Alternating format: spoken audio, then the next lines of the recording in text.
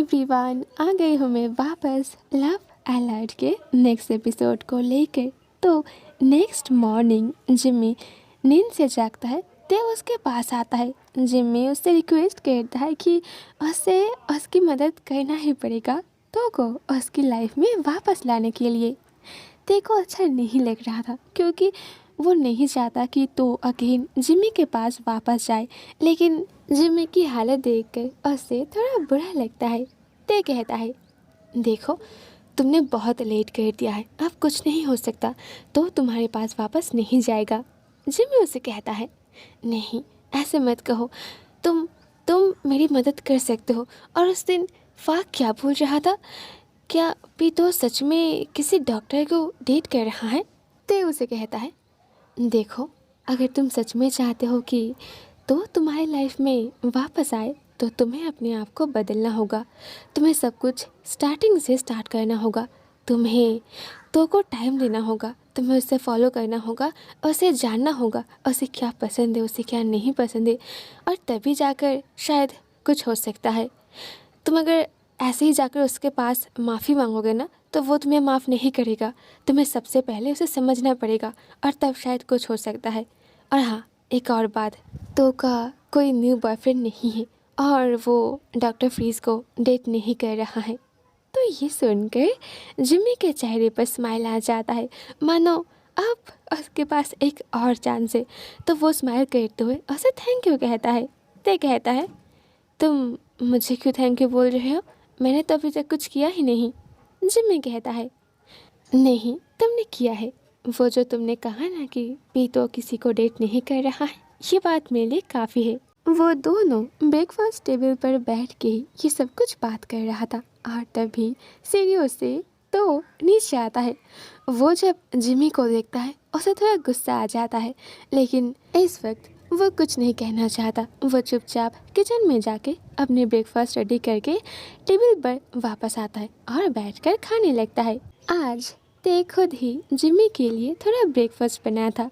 तो कुछ टाइम बाद जब उसका खाना हो जाता है, वो क्लास के लिए रेडी हो जाता है और जाने से पहले जिम्मी से कहता है कि क्या वो उसे घर तक ड्रॉप कर दे, उसे डॉक्टर के पास आना चाहिए क्योंकि उसकी हालत बहुत ख़राब है। जिम्मी कहता है कि नहीं, वो ये खाना कंप्लीट करके खुद ही घर चला जाएगा। तो तेज जब चला जाता है, ब्रेकफास्ट टेबल पर सिर्फ वो और तो ही बैठा रहता है। जिम्मी उससे पूछता है, पीतू, इन दिनों मैंने तुम्हें बहुत मिस किया, क्या तुमने मुझे मिस किया? तो उसे कहता है, जल्दी से ब्रेकफास्ट कंप्लीट करके आप यहाँ से जा सकते हो, मुझे आपसे कोई बात नहीं करना। जिम्मी थोड़ा सैड हो जाता है और कहता है, पीतू, तुम मुझसे ऐसे क्यों बात कर रहे हो? क्या तुम्हारे दिल में अब मेरे लिए कोई फीलिंग्स नहीं है? तो उठकर वहाँ से ऊपर चला जाता है। तो जिम्मी भी उसके पीछे भागने लगता है। तो अपने रूम पर वापस आता है। जिम्मी उसके पीछे आता है, उसकी हैंड को होल्ड करता है और कहता है, पीतू, क्या तुम मुझे एक चांस नहीं दे सकते? मैं खुद को प्रूव करना चाहता हूँ। अब मैं पहले की तरह नहीं रहा। मैंने हर दिन तुम्हें मिस किया। ऐसा कोई भी पल नहीं था जब मुझे तुम्हारी याद नहीं आई। मैं तुम्हें पहले की तरह अपनी लाइफ में वापस चाहता हूँ पीतू। तो कहता है, आपको क्या लगता है, क्या मैं आपकी उन बॉयफ्रेंड्स में से हूँ जो कभी भी आपके पास चला जाऊँगा? नहीं, अगर हम दोनों के बीच ब्रेकअप हो गया है तो सब कुछ ख़त्म हो गया है, अब कुछ नहीं हो सकता। या फिर आप ये सोच रहे हो कि मैं रन हूँ? जिम्मी थोड़ा सरप्राइज हो जाता है। रन? बीच में वो कहाँ से आ गया? वो चुप हो जाता है और सोचता है कि उन दोनों की ब्रेकअप के पीछे वजह तो रन ही था ना। तो उससे कोई बात नहीं करता है, वो बस उसे इग्नोर कर देता है। तो उस दिन जिम्मी वापस आ जाता है। दूसरे सीन पर वो हॉस्पिटल पर होता है। डॉक्टर उसे कुछ मेडिसिन देता है और ये कहता है कि तुम्हारी कंडीशन बहुत वीक है, तो अगर कोई फैमिली मेम्बर है तुम उसे यहाँ बुला लो, तुम्हें यहाँ से घर वापस लेकर जाने के लिए। लेकिन जिम्मी का फ़ोन स्विच ऑफ हो चुका था और उसे किसी का भी नंबर याद नहीं है सिवाय तो का। अगर वो चाहता तो वो ते को भी कॉल कर सकता था, लेकिन वो क्लास में है तो इसीलिए वो लास्ट में एक नर्स से कहकर तो को ही कॉल करने के लिए कहता है।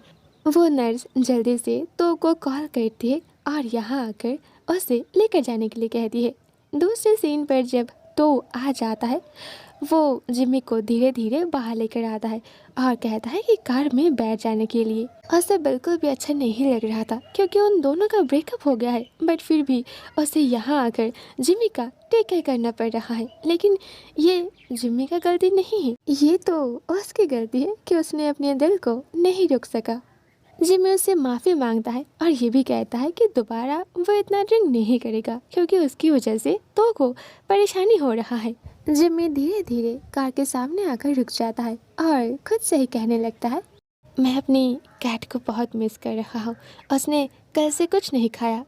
तो कहता है, अगर आप अपनी कैट को लेकर इतना सोचते हो तो फिर आपने उतना ड्रिंक क्यों किया?